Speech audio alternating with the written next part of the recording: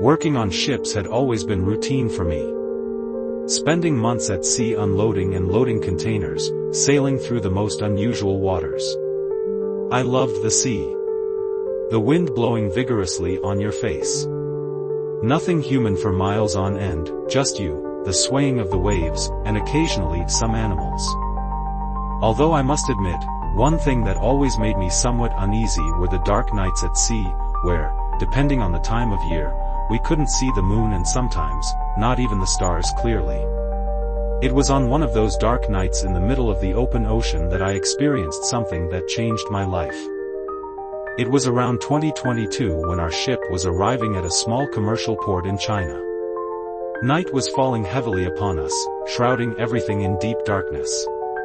The wind was howling through the ropes and the waves were crashing against the hull of the ship with a deafening roar. I was on duty at that moment, helping to maneuver the containers off the deck. The crew was tense, but we kept our focus on our tasks. A thick fog began to form and the harbor men responsible for the instructions that we received. If I remember correctly, his name was Wang, started murmuring something. I don't have much proficiency in Chinese, just the very basics, so I got lost in his words, asking him to repeat. I only understood 2 words of what he said. Be careful. I paused for a moment, thinking about it. Thinking of saying something else, but the captain urgently called us back to the ship. We were going to leave before that terrible storm formed. I looked back as we departed and Wang's worried look still lingered on his face as he disappeared into the fog. As we moved away from the port, the ocean breeze seemed to thicken, enveloping the ship in a chilly embrace. The sounds of the sea became muffled and distorted, as if we were sailing through a tunnel, some birds chirping distorted cries and waves crashing all around. "Alright guys, I'm off to bed," I muttered before the weather got even worse. It wasn't my watch night that day, so I wanted to make the most of a full sleep. I dragged myself to my cabin, feeling fatigue weighing on my limbs as the ship gently swayed beneath my feet. The fog outside seemed to seep into even the darkest corners of the vessel, creating an uncomfortable atmosphere that left me restless. I threw myself on the bed, trying to ignore the muffled sounds coming from the deck. But the more I tried to push away these somber thoughts, the more they seemed to take root in my mind. What had that been with Wayne today? Did I mistranslate? Either way, I felt bad and lucky with a bitter taste in my mouth. I fell asleep in a heavy sleep, immersed in the darkness of the cabin. I'm not exactly sure how long it was when I woke up, along with the rest of the crew. Tim, the guy who stood guard that night, was banging frantically on my door, his face pale and his eyes wide open. "Wake up man, you need to see this," he exclaimed, voice trembling. Confused and still sleepy, I got up and followed Tim to the deck, where the other crew members were gathered in a confused silence, looking at something ahead of the ship. Some seemed to be searching for something and others were irritated. As we emerged onto the deck, I was immediately hit by the cold, damp night air. The thick fog enveloped everything, obscuring our vision completely. I joined the other crew members, trying to glimpse what had caught everybody's attention. "So, Mr. Timothy, what did you want to show?" Old Joe asked, more grumpily than usual. I saw something like a submarine or a missile. It was big, gray, and we were heading straight for it. Tim exclaimed, his voice trembling. Voices began to murmur after the last sentence. "Quiet," the captain said, his firm voice immediately silencing everyone. The captain grabbed his binoculars and scanned the horizon, frowning with concern. A tense silence hung over the deck as we awaited his assessment. "I don't see anything up there, Tim." "You may have been mistaken," the captain finally said, passing the binoculars to the next crew member. But before we could finish, a distant sound echoed through the fog.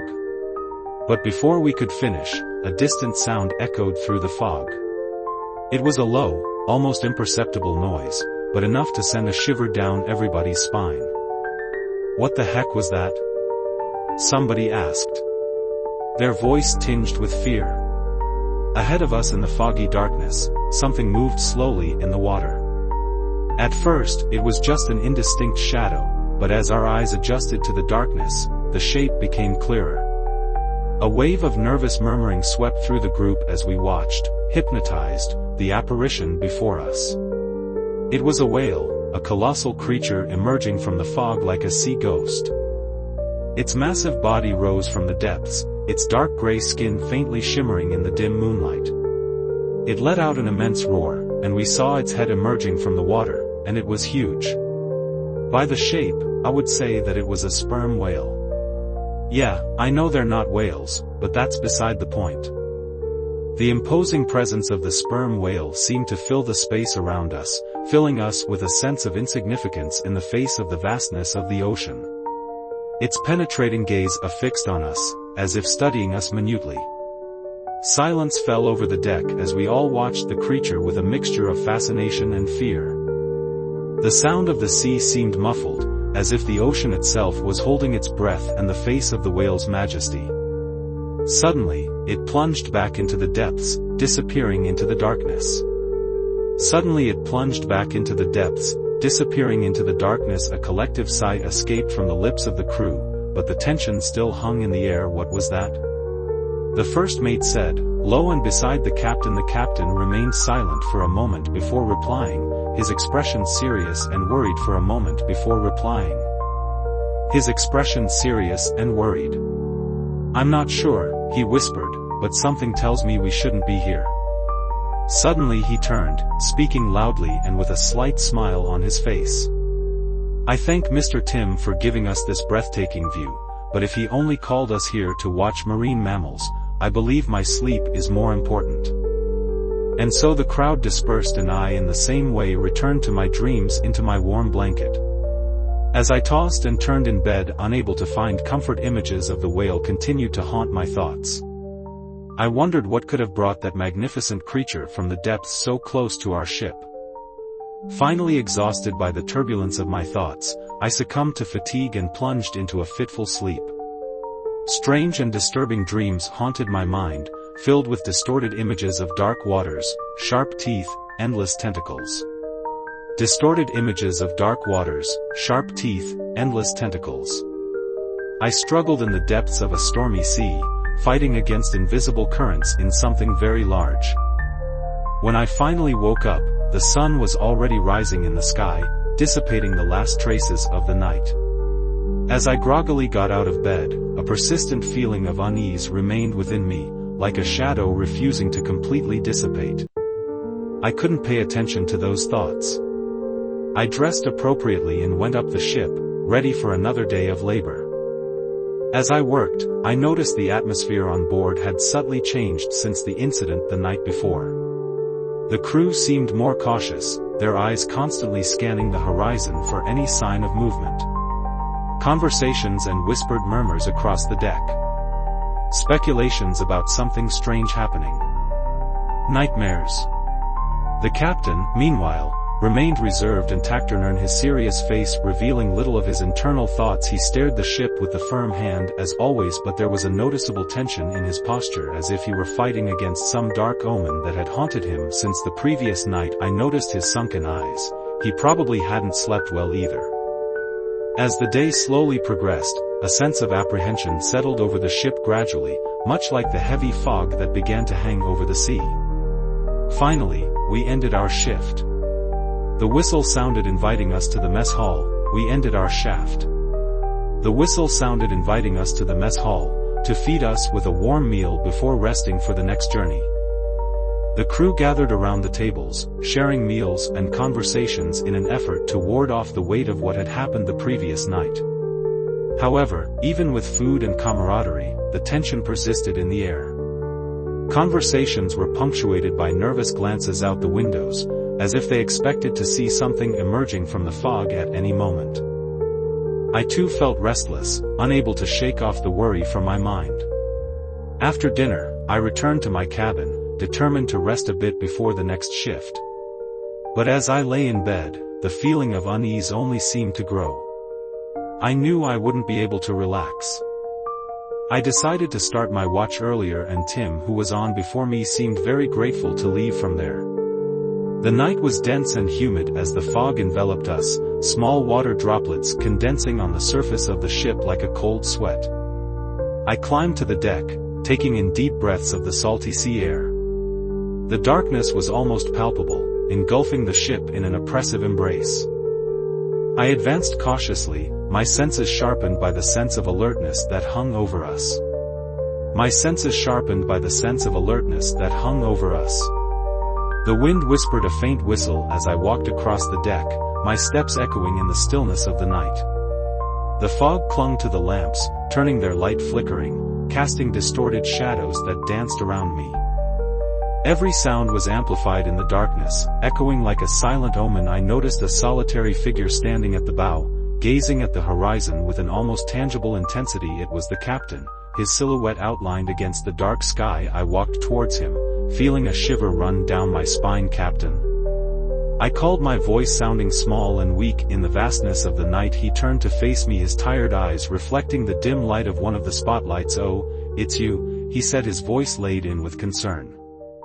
I thought it was Tim's shift. I couldn't sleep, so I decided to switch with him. "Is everything all right, Captain?" I asked, feeling a knot of anxiety form in my stomach. He sighed, running a hand over his weary face. "No, it's not," he admitted. "There's something wrong about this night. I can feel it in my gut." I joined him at the bow, looking out at the dark horizon before us. "What do you think's happening, Captain?" I asked, my voice barely audible over the roar of the sea. He shook his head, his expression grim. I'm not sure," he confessed, "but something tells me that it's not good." His voice lowered. "There's something following us.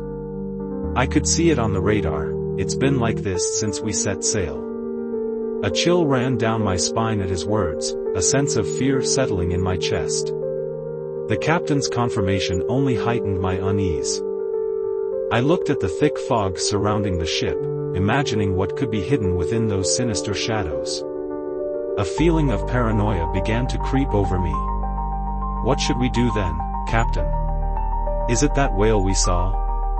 I asked, my voice trembling with growing anxiety as I remembered that strange encounter. He fell silent for a moment, his eyes fixed on the horizon. "For now, just stay vigilant. Keep your eyes and ears open. If something happens, everybody must be ready to act." I nodded. "And everybody must be ready to act." I nodded. Together we stood at the bow of the ship, watching the dark sea before us. Every shadow and movement scrutinized with growing attention. Time seemed to drag on as we waited, attention mounting with each passing moment. Suddenly a sound echoed through the fog, a low guttural sound that made my heart freeze in my chest. I looked at the captain, seeing the reflection of my own fear in his eyes. It was the same sound we heard from the night before. Soon, the first mate came. "Captain, something is approaching the ship and fast." The captain raised an eyebrow, his face tense with worry. "Prepare for whatever comes," he ordered, his voice firm. "All men to their posts, be ready for any eventuality." The crew moved quickly, their faces tense as they prepared for whatever was about to come. I joined my colleagues, my heart pounding in my chest as I tried to maintain composure in the face of the growing sense of imminent danger. The fog around us seemed to become even denser, enveloping the ship in a cold and depressive embrace. The sounds of the sea distorted, turning into indistinct murmurs that echoed in the darkness. Sea distorted, turning into indistinct murmurs that echoed in the darkness. I realized that the environment was becoming turbulent, the water shaking and foaming, and then we saw in the distance a large wave coming towards us. "What is this?" I tried to ask, but my voice wouldn't come out. I started to tremble, frozen before it, feeling like nothing. Empty. And I swear to God that I almost wet myself right there. The wave was over 4 times bigger than the ship. It seemed to almost swallow us, but that wasn't the worst part. No. A lightning bolt struck in the distance in the ocean. Its light dissipating towards us, and I could see inside the wave, the colossal shadow of the whale moving at a surprising speed. Its size was impressive, its massive body cutting through the water with ease, leaving behind a trail of foam and vapor. A sense of panic took hold of me as I watched that creature, its imposing presence filling the space around us with an aura of power and majesty. The crew rushed to their stations preparing to face whatever was about to come. The captain remained on deck, his expression stoic as he commanded the men to their positions. The deafening sound of the approaching wave echoed through the deck, a powerful roar reverberating in my ears. "Brace for impact," shouted the captain, his voice lost in the cacophony of the ocean. I held on tight, my heart beating uncontrollably as the wave approached closer and closer. My heart beating uncontrollably as the wave approached closer and closer. The colossal wave loomed over us like an imminent threat, passing over the vessel. I could see the huge body of the whale above us, my heart hammering as if it was about to burst out of my chest. I thought it was the end, but it wasn't. The creature fell on the other side of the boat, the thunder almost deafening us, as a mass of water tossed the ship as if it were made of paper. We swayed violently, the hull creaking under the impact of the colossal wave. I clung tightly to the edge of the deck, struggling to maintain balance as the sea roared around us. The whale disappeared into the darkness, leaving behind only the distant echo of its imposing presence. As the ship stabilized, the crew regrouped, our pale and tense faces reflecting the shock of the encounter. The captain remained on the deck, his expression grim as he reassessed the damage. "Is everybody all right?" he asked. We nodded, still stunned by the impact of the wave.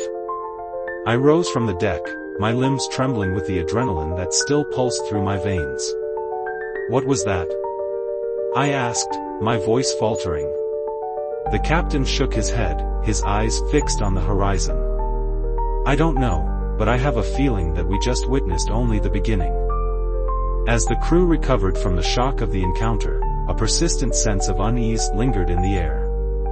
I looked out to the horizon, to the dark and impenetrable waters stretching into infinity. To the horizon, to the dark and impenetrable water stretching into infinity. Now the sea's agitation was only inertia, and so little time passed and it was already calming down. A silence settled in, not a safe one but a heavy and deep silence. There were no birds and no sign of movement. It was as if the sea itself had died. The captain gathered the crew on the deck, his expression serious and determined, reflecting the urgency of everything. "Listen up. Whatever that was, we cannot afford to underestimate it. We're facing something unknown and we need to remain vigilant. We must stay together, work as a team, and be ready to act at any moment. If there are more encounters like this, we need to be prepared." And so our work continued, but now with an added sense of urgency and caution that was not present before. Everything was calculated, every gaze attentive to the horizon in search of any sign of imminent danger.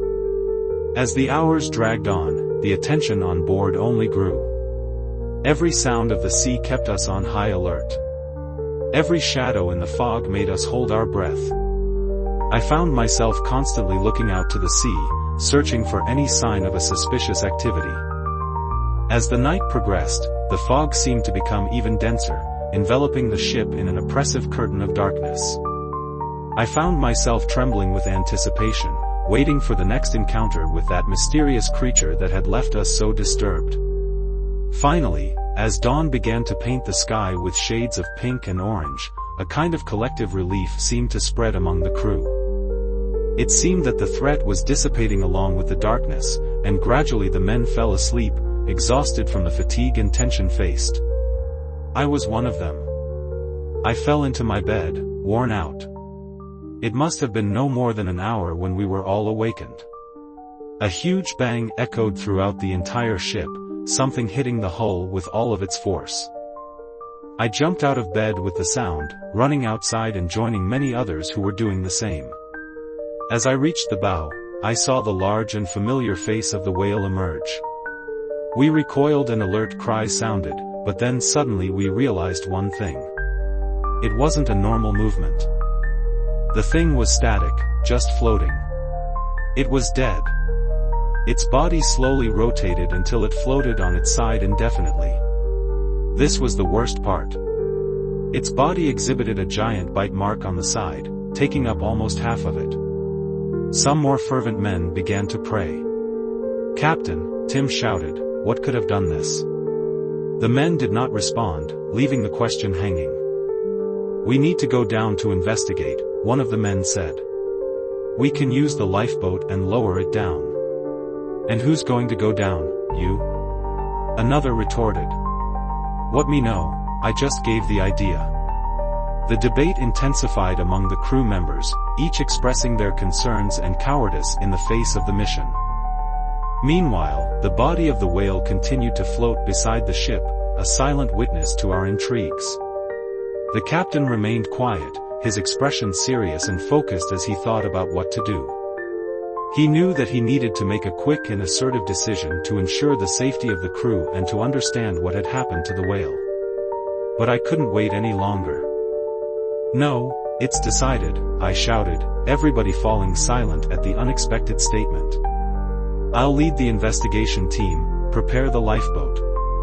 The crew stared at me for a moment but soon moved quickly, preparing the boat and gathering the necessary supplies for the trip.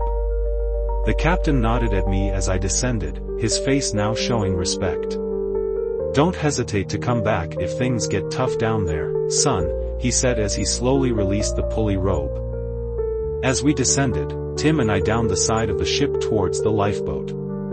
The whale's body remained by our side. The dark and impenetrable water of the ocean stretched before us, a sight that made my stomach twist with anxiety. Once the boat was launched into the sea, we embarked, quickly rowing towards the whale's body. The air was heavy with tense silence, only the sound of the oars cutting through the water breaking the morning stillness. As we approached it, the captain raised a pair of binoculars, examining the body with a serious expression. "Approach with caution," he ordered, his voice filled with authority. As we drew closer, a growing sense of horror took hold of me. The wound on the animal's side was enormous, a grotesque monstrosity that seemed to have been caused by an incredible force. Fragments of flesh and blood floated in the water around the whale, silent witnesses to the violence of the attack. "My God, what could have done this?" I murmured. Tim remained silent, his tense expression as he surveyed the scene before us. Carefully, we examined the marks further, searching for any clues that could give us a sign of what had actually done this. But as we investigated carefully, one of the men ran across the deck. "Captain, there's something in the water." "There's something in the water." "I mean, of course there is. Look at that body." He pointed to the well. "No, Captain, there's something behind it. Something bigger." Those words froze my blood. My gaze was slowly led through the large slain animal, looking through the hole in its body, and at the bottom of that tunnel of flesh, beyond the deep and dark waters, I saw an eye. A single, gigantic eye staring at me.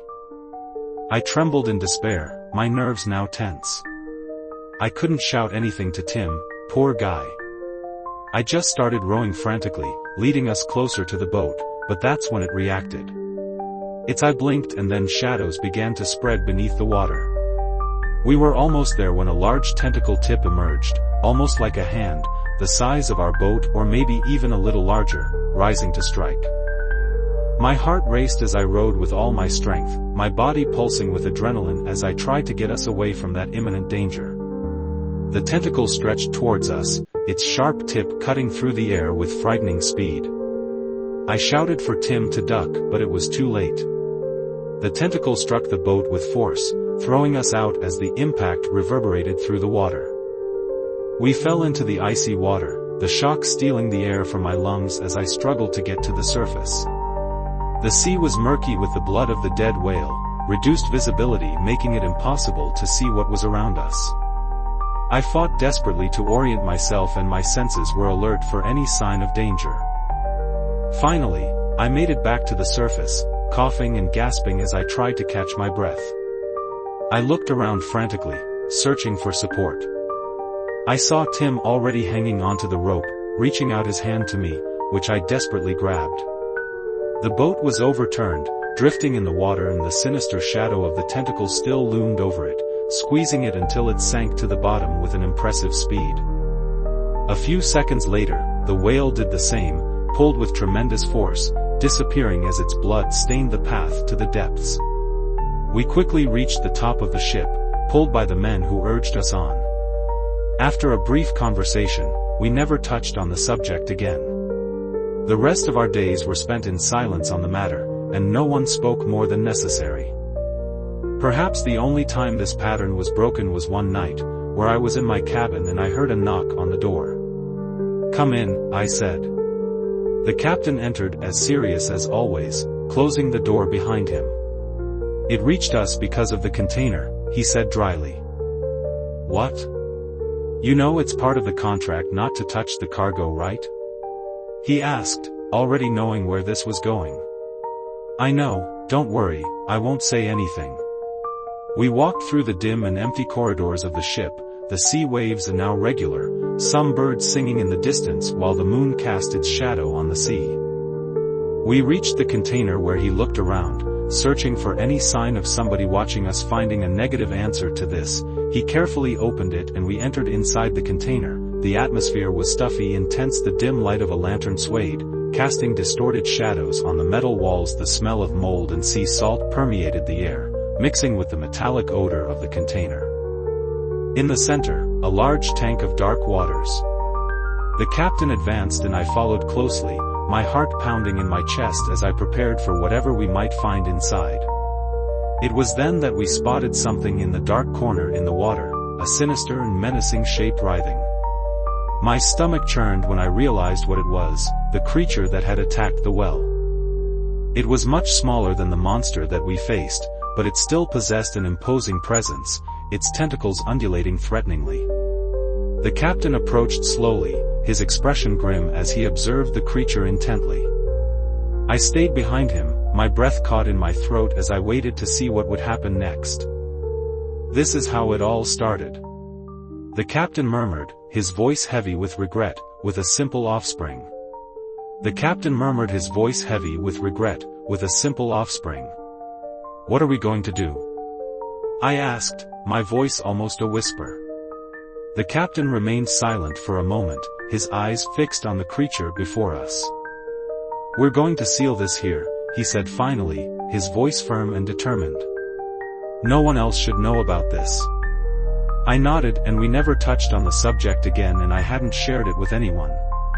A few days later, we arrived at the port where some government men received the cargo. I don't know what they wanted with it, but I definitely don't work for them anymore. However, I'm still in the maritime business. You know how it is. I spent most of my life as a sailor, but now more cautiously.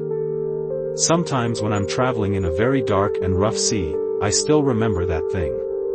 Its sinister gaze and the marks left on the whale. I wonder what else might be hidden in the depths of the ocean, beyond our understanding. If I'm alive today, I can only credit that to two things, a lot of luck and what I believe to be the assistance of some entity. Either way, let my story serve as a warning to those who wish to explore and venture into inhospitable places. The natural and nature are not the same thing, and the latter is much broader and more dangerous than the former. June 4, 2023. My heart was filled with anticipation as I boarded the well-polished wooden catamaran illuminated by the morning sun. Around me, the other tourists shared the same feeling, eager to explore the natural beauty of the region and immerse themselves in the culture. Some families with their children held the kids back from getting too close to the edge, while what I assumed to be a group of elderly travelers took photos in the sun and shared stories from younger days. I couldn't help but smile. For a long time, I wanted to travel the world.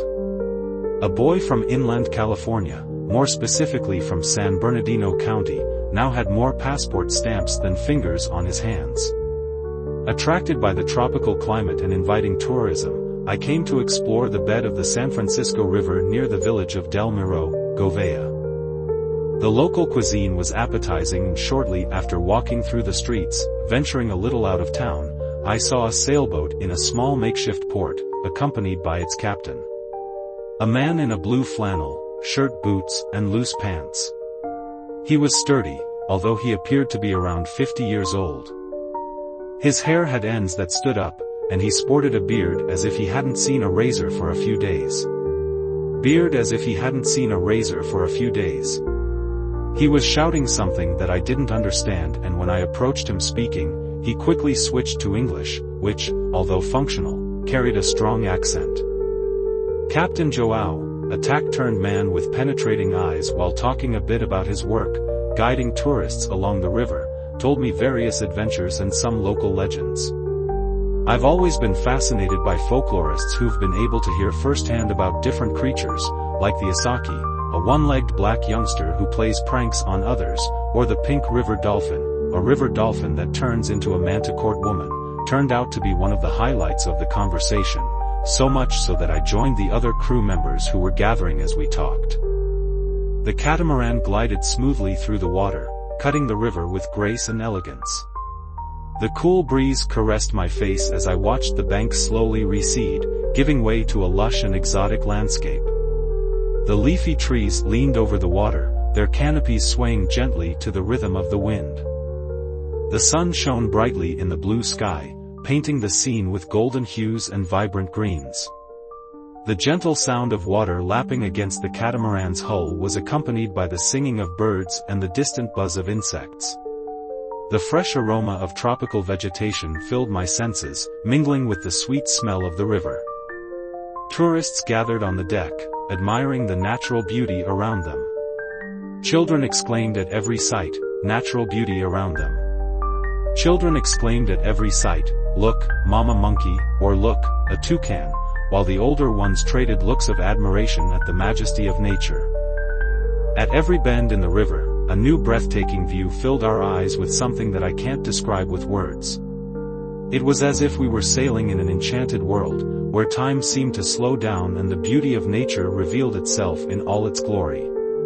The sun nestled on the horizon right in front of our boat, painting the waters with shades of yellow and orange. The captain had previously commented on how taking this tour in the afternoon was better as it provided a beautiful sunset, and at that moment I had to agree. I still remember the landscape to this day, and perhaps that was the last moment of calm before the storm, as we simply glided through the waters and unusual silence fell upon us. No animals made their usual noises, no birds sang.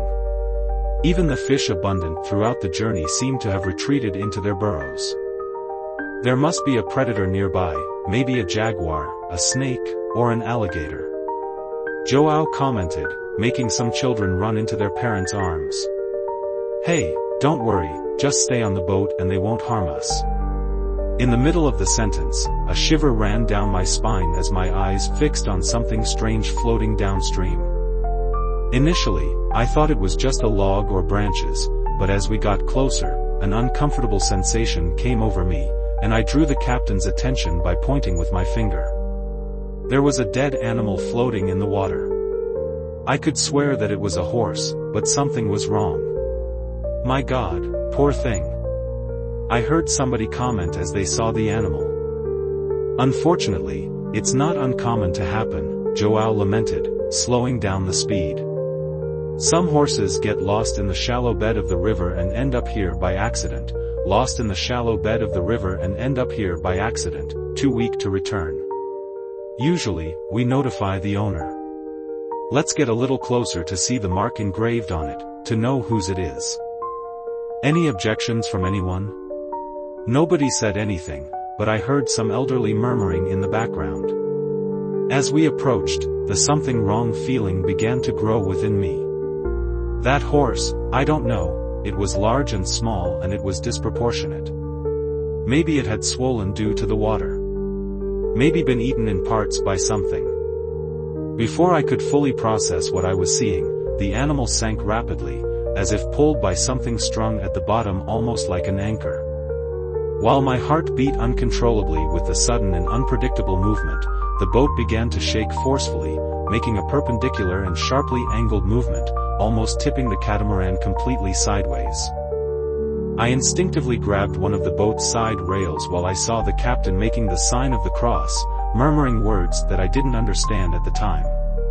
Something like, Baklo Degi. I asked him what had happened. Must have been the rains caught on a rock and the tension of the current caused the effect. He said, clearly uncomfortable. I think it was a unique experience to finish our ride, right? He improved his tone, more excited speaking to the audience. However, the moment those words left his lips, they were accompanied by a nearby thunderclap. People stirred and a few minutes later, a light drizzle began to fall, gradually intensifying into a torrential rain, whose drops beat strongly on the boat's awning, and when they fell into the water, created waves with their impact. The crew's unease increased as the captain tried in vain to calm us down. While some lightning struck at a certain distance illuminating the skies, the current slowly began to take control of us, pushing the boat to one side and displacing us towards some rocky formations. The captain tried to take control with the rudder, but his efforts were wasted. We were gaining speed and getting too close to the rocks. There was no way out and I could only brace myself for the impact moments before feeling the shock reverberate through the ship, along with the dry and hard sound of the stone. By some miracle, the hull hadn't split. Yet, the abrupt impact directed us to the other side with equal intensity, repeating the same process, this time mirrored.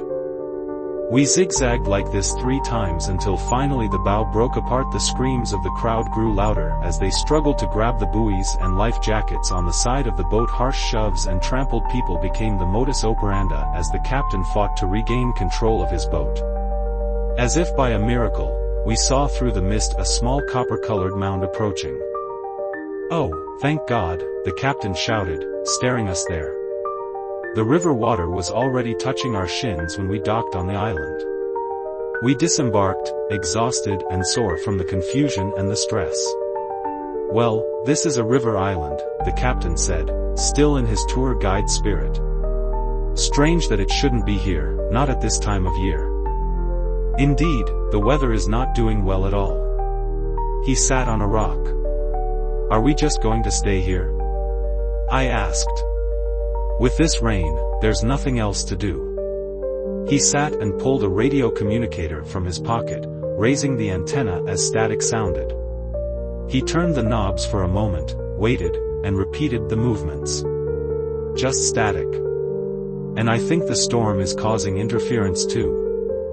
We'll stay here and wait it out and go in search of help, okay?" He stood up, now more assertive. "It out and go in search of help, okay?" He stood up, now more assertive. "Women, elderly, and children seek shelter under the trees. Men, help me here," he called us.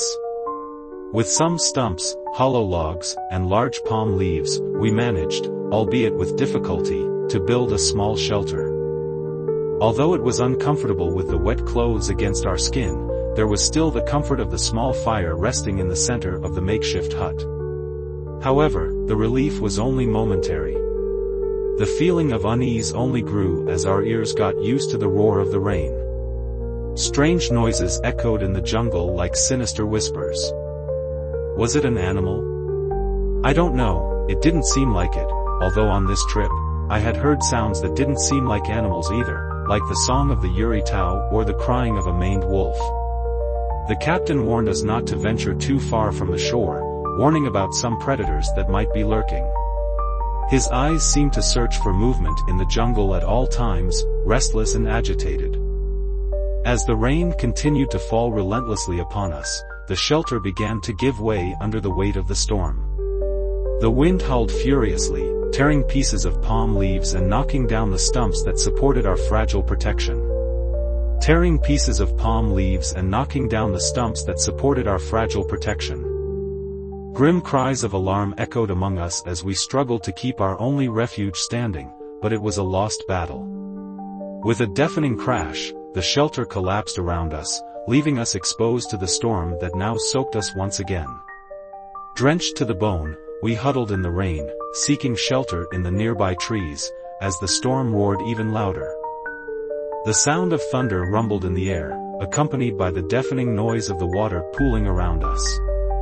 My feet ached as puddles formed inside my shoes. I would likely catch a cold soon. About an hour, perhaps a little more, passed until the rain gradually subsided, leaving behind a sky tinted with soft shades of orange and pink, now with the sun practically invisible to us. The first stars began to shine and the atmosphere among us remained tense and anxious, with the last daylight fading. Hope of rescue wilted like our clothes, limp, shrunken and heavy, replaced by growing concern for our lives. The radio remained silent, unable to penetrate the dense vegetation of the island and reach a signal.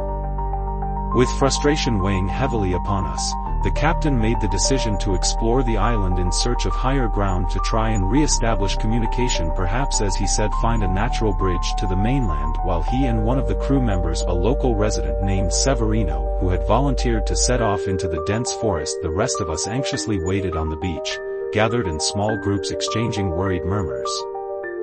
Some busied themselves trying to salvage luggage from the boat, in vain, while others attempted to rebuild shelters weakly. Children cried as mothers tried to calm them. Time dragged slowly as we waited for the duo's return. Hours passed and anxiety grew with each moment that they didn't return.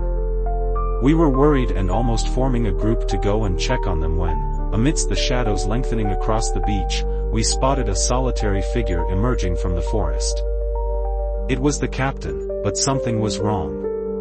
His steps were hesitant and his gaze seemed to oscillate between each of us. With every stride he appeared increasingly worried. We ran to meet him, doubts swirling in our minds. "Captain, where is Severino?" somebody asked as he approached. The captain looked around as if about to say the same thing. "He's not here," he asked, confused. We were walking for a while when a loud noise had erupted.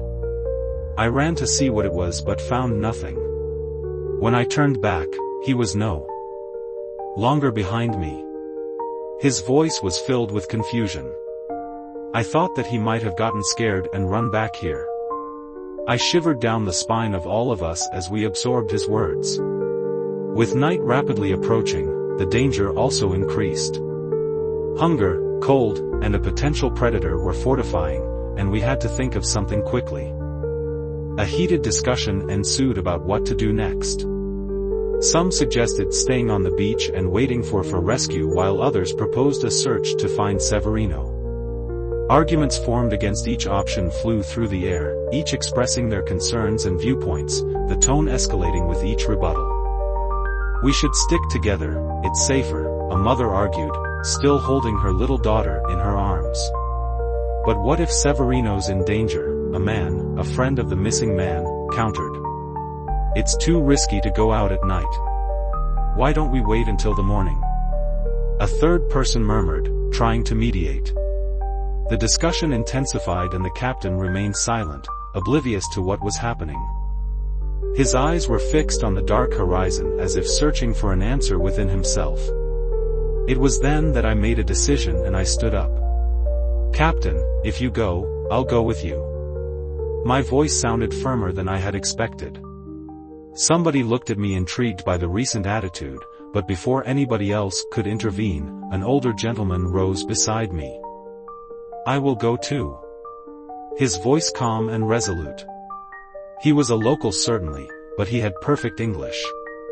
"Two are better than one, and it's best not to leave the captain and you to face this alone." With doubled caution, we set off towards the dense vegetation, our cautious steps echoing on the damp sand of the beach, gradually replaced by denser sediment. The night enveloped the island like a dark cloak, and the air was heavy with palpable humidity, leaving a taste of saltiness in my mouth. Our sensitive ears marked each sound as a potential threat. Only the distant sound of the persistent rain somewhere far away and the whisper of leaves under our feet broke the silence of the night. We soon approached the place where the captain had heard the noise earlier. To our surprise, there was nothing but the silence of the night. I wasn't much of a believer in energies and auras, but that place definitely gave off a bad feeling. We decided to not stay put for long, and after a brief inspection, we continued our march, now with more haste. Not far from there, we reached a clearing where the vegetation opened up to reveal a serene lake, bathed in the pearly light of the full moon. The water shimmered with a crystal blue hue, emanating this time an intoxicating, calm, and almost hypnotic aura. We stood in silence for a moment, marveling at the beauty of the scene before us until a wet bubbling sound snapped us out of our trance. It was something in the water emerging. It was Severino. He was floating, seemingly unconscious. His clothes seemed to create air pockets that kept him safe. "Severino, we've come to get you. Are you all right?" The man remained quiet. "I'm coming over there." The captain took a step, but soon the hand of our older companion stood in front of him. He signaled for us to wait. In total silence, he picked up a stone, approached a few steps from the lake and threw it near the floating body. My heart pounded harder even before the stone hit the water. I knew what was going to happen. I had seen it before, and it was the same sense of threat. Just like the horse's body, Severino disappeared into the depths of the lake, being pulled violently and forcefully downward. The captain and I were startled. "What the devil is this?" I asked. The captain seemed pale and unable to respond. But with a monotone, serious, grave voice, our companion told us, "It's the Cab Loco de Agua." The captain made the sign of the cross again. The water bubbled and the creature emerged, moving slowly towards the shore of the lake. We were astonished by the sight of it. Its humanoid body was wrapped in scaly, copper-toned skin shimmering in the light. Its form was distorted, almost like a grotesque amalgam of man and fish, with elongated, muscular limbs ending in sharp claws that glistened with the cold glow of the lake. I could barely believe what my eyes saw, and my mind refused to accept that it could be real. What my eyes saw and my mind refused to accept that it could be real. It was as if my mind was being flooded by a dense fog. I was incapacitated, subdued, and it was doing that.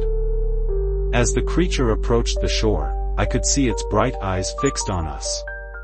Its face was a twisted mask of hunger and pleasure, its thin lips curling into something that for a fish might be the equivalent of a smile, exposing rows of sharp teeth like those of a piranha.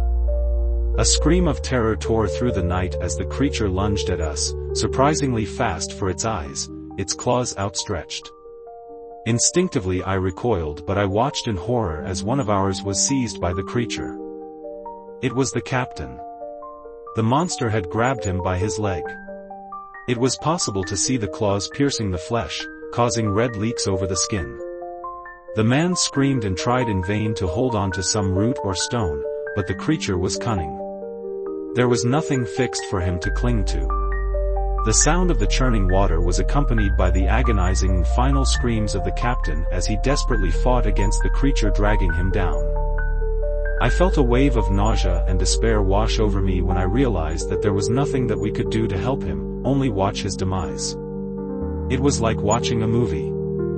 I didn't even have the perception of the danger that I was also facing, until the elderly man had touched my arm. "We need to go. I'm sorry about the captain, but you can't mess with these things." His wise gaze seemed to reflect that he had been in such a situation on previous days. Before I could even process what to respond, the creature rose from the lake again, its claws now dripping diluted blood into the water. It turned back towards us, roaring like a wild beast. It was coming for us when something stopped it. A hand from beneath the surface. A broad hand attached to a robust arm. With a freshly made cut covering his left eye, emerging like an animal, it was the captain. He grabbed the monster by the neck and delivered a few blows. It was clear that the creature had been taken by surprise and was being hurt. "Run, quickly. Don't worry about me, get the rest of the passengers to safety." The creature had now recovered from the surprise attack and lifted him by the neck. I was pulled by the elder as we ran. The last thing that I saw was the silhouette of the two and the like. As the captain struggled and struck blows, the creature kept pressure on his neck, and with a terrible popping sound, the captain's body went limp in its arms. We continued, running through the dense vegetation, the sounds of the night echoing around us. The old man led the way with a grim determination on his wrinkled face. The forest closed in around us. The twisted, tangled branches seemed to try to hinder our progress. I really didn't recognize the path we had come from. The run was exhausting and we emerged in an open clearing, where these stars cast small fireflies over the damp earth. The man stopped abruptly, his eyes scanning the environment cautiously. And that's when he spotted something at the edge of the clearing. A small rowboat resting peacefully on the sand. "This is our chance to escape," he said. "Let's go quickly before it's too late." "But what about the others?" "Our best chance is to seek help. The creature must not know about them or it would have attacked already." We ran towards the boat, our hearts racing with renewed hope. As we prepared to depart, our joys were dissipated when a familiar noise echoed from the nearby woods. We looked on in shock as the monster emerged from the shadows, its twisted and sinister form advancing towards us, and it seemed larger now. Blood was not dripping from only its hands but from its mouth now. It began to run, dropping onto all fours as it closed in. The old man who was still outside of the boat pushed me forcefully into the sea as he remained alone with the creature. The boat carried me out as I watched the monster close in on the man. I couldn't bear to watch, but his screams of pain echoed through the night as I rowed frantically, pulling away from the shore as fast as I could. The horrifying sound of flesh being torn and bones breaking haunted my ears. Have you ever heard an older man scream, cry like a child separated from its mother? While it causes pain, it causes fear. Exhausted and terrified, I rolled until my muscles failed, until I finally fell into a deep and exhausted sleep. My muscles failed until I finally fell into a deep and exhausted sleep. When I awoke, I was lying in the sand, the rays of the sun warming my face. In front of me, a team of officers were watching me with expressions of surprise. They began asking questions, but my mind was elsewhere, reliving what had happened the previous night. Hours later, I was at their base, showered and well-fed. With a lump in my throat, I recounted to the officers what had happened on that night, the catamaran shipwreck, the disappearance of the crew, the encounters with that creature, and everything. However, my story seemed so surreal and absurd that not even I could believe it was true. As it came out of my mouth, the officers searched the area for any sign of the river island, the catamaran, or the others, but all that they found were minimal traces that barely supported my narrative. They did indeed have the report of the boat leaving the port, our trajectory until the rain began. But after that it was as if it had ceased to exist despite the efforts of the authorities. No convincing explanation was found for the events that occurred that night. I was simply released and I returned home as quickly as I could. Over time, the traumas of that night corroded my sanity. I could no longer sleep without being haunted by nightmares of the river creature emerging from the dark waters to drag me in. Every sound of running water or shadow on the water's surface made me shudder in terror.